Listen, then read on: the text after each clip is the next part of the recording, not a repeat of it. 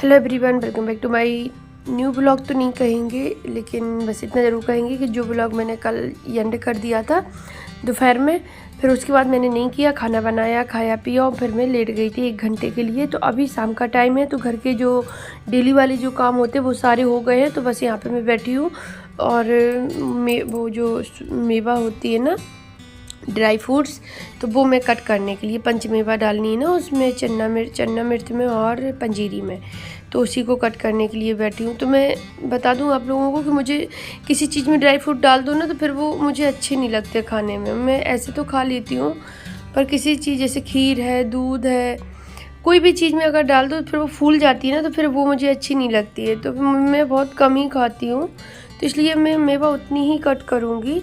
फिर मैंने जितनी भी की थी वो भी ज़्यादा ही हो गई थी। तो बस यहाँ पे सभी को कट कर लेंगे और फिर चलेंगे किचन में, क्योंकि किचन में अभी मुझे सब्जी भी बनाना है और पूड़ी का आटा भी लगाना है। और पूजा के लिए 8 पूड़ी घी में बनाई जाती हैं, छोटी छोटी सी, हमारे यहाँ उनको अठवाई बोलते हैं, तो वो भी बनानी है। तो अभी बहुत सारा काम है किचन में। तो बस मैं आ गई थी यहाँ पर, तो ड्राई फ्रूट जो कट किए हैं मैंने उनको लेके आ गई हूँ। तो इनको चन्ना मिर्च में आधी डाल दूँगी और आधी में पंजीरी में मिक्स कर दूँगी दोनों को।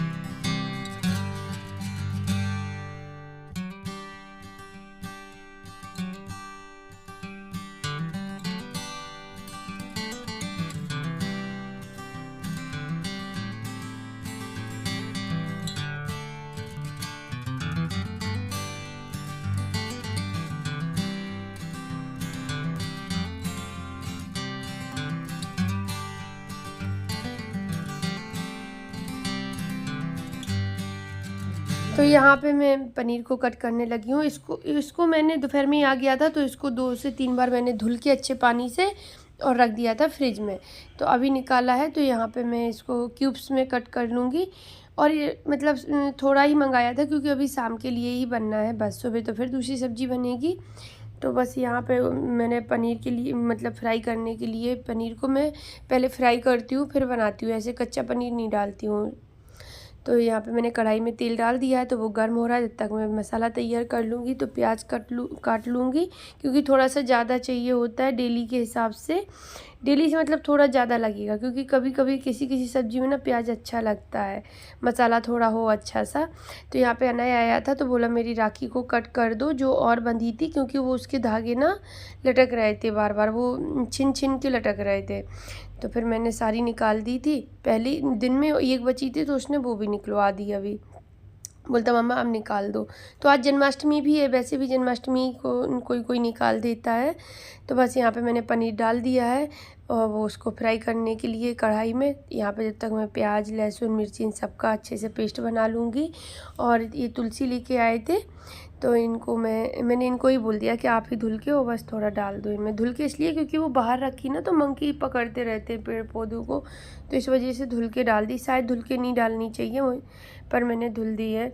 वो फिर पसंद नहीं आ रही थी इस वजह से, क्योंकि बाहर रखा, बरामदे में रखा हो पोट तो कोई बात नहीं है, वो बाहर रखा है। बाहर इसलिए रखा है क्योंकि बारिश हो रही थी ना, तो धूप नहीं निकलती थी, और जब धूप निकलती थी तो उसमें फिर लगती नहीं थी बरामदे में रखने से, तो वो ख़राब हो रही थी, तो इस वजह से उनको बाहर रख दिया था। तो यहाँ पे फिर मैंने आटा लगाया, और आटा लगा के अभी मैंने छोटी छोटी सी पूड़ी बना ली हैं। और मैं बता दूँ सब्ज़ी बन गई है, मैंने दिखाई नहीं है क्योंकि मैं बहुत जल्दी में थी, तो मैंने ज़्यादा वीडियो किचन का बना नहीं पाई मैं। तो मैं बता दूँ मैंने मटर पनीर की सब्ज़ी बनाई है, मटर डाल के मतलब। तो सिंपल सी बनाई है। मैंने बताया भी था कल वाले ब्लॉग में कि इनकी तबीयत थोड़ा ठीक नहीं चल रही है, तो हार्ड नहीं बनाऊँगी ज़्यादा। तो बस यहाँ पे मैं पूड़ियाँ बना लूँगी, 8वां बना लूँगी पूजा के लिए, क्योंकि पूजा का टाइम हो रहा है, तो इनको भी बना के रख दिया। तो बस यहाँ पे फूलों से सजा देंगे मंदिर को। मैंने बताया था आप लोगों को कि लाइटिंग तो मंदिर में पहले से ही बहुत है, बस फ्रेश फूल ही लगते हैं, तो उनसे ही थोड़ा सा डेकोरेट कर देती हूँ। और बस थोड़ा सा डेकोरेट करके फिर यहाँ पे कान्हा जी को नहलवा रहे हैं। तो क्योंकि हमारे यहाँ जन्माष्टमी की, दिवाली की पूजा जेंट्स ही करते हैं, लेडीज़ नहीं करती है। लेडीज़ तो बस किचन में काम करती हैं और कुछ नहीं करती हैं, बस उनके लिए तो ढेर भर काम होता है। और जब पूजा का टाइम होता है तो जेंट्स बैठ जाते हैं पूजा करने के लिए। तो कभी कभी तो बहुत गुस्सा आती है कि सारा श्रेय ले जाते हैं जेंट्स लोग, औरतें बेचारी मर जाती है काम कर कर के, पूरे दिन से किचन में लगे रहो, फिर पूजा की तैयारी करो। तो कोई नहीं, चलो जो भी है, जैसी रीत है जिसकी यहाँ की वो करनी होगी। तो हंसी मजाक की बातें थी। तो यहाँ पे मेरे एक लड्डू गोपाल तैयार हो गए हैं। तो आप लोग बताना कमेंट्स करके कैसे लग रहे हैं। उनकी ड्रेस मुझे बहुत अच्छी लगी, और एक और लेके आई हूँ, वो मैं शायद अगर मैंने छठी मनाई इनकी तो मैं ज़रूर पहनाऊँगी उस दिन। इन कढ़ी चावल बनाऊँगी और उनकी छठी मनाऊँगी। तो बस यहाँ पहले मैं पूछूंगी कैसे मनाते हैं, फिर मैं बताऊंगी, आप दिखाऊंगी आप लोगों को। तो यहाँ पे बस लड्डू गोपाल को बिठाल दिया है यहाँ पर। बहुत सुंदर लग रहे थे, बहुत ज़्यादा। और मोर पंख रखा था, मैंने नहीं लिया क्योंकि मैं पिछली साल लेके आई थी, तो बस तभी लगाया था, फिर वो न्यू का न्यू रखा, फिर मैंने बीच में लगाया नहीं, तो उसको मैंने पैक करके रख दिया था। तो यहाँ पे मेरी भोग की, मतलब भगवान जी की भोग की थाली है जो तैयार हो गई है। तो इसमें खीर है, पंजीरी है, चन्ना मिर्च है, बादाम, किशमिश, काजू और खीरा है। जो ड्राई फ्रूट रखे थे तो फिर मैंने रख दिया, मैंने चलो इनके अभी भोग लग जाएगा उनको। तो बस यहाँ पे किसी चीज़ का वेट कर रहे थे शायद हम लोग, बच्चों को बोला था, हाँ उनको बुला रहे थे कि आ जाओ पूजा का टाइम हो गया, क्योंकि बच्चे इतनी देर तक कहाँ रुकने वाले, जब तक तैयारियाँ हो रही थी वो तो अपना खेल कूद में और टीवी में मस्त थे बच्चे, तो उन्हीं को बुला रहे थे। तो बस अभी आप लोग भी बताना आप लोगों के यहाँ किस तरह से पूजा की जाती है।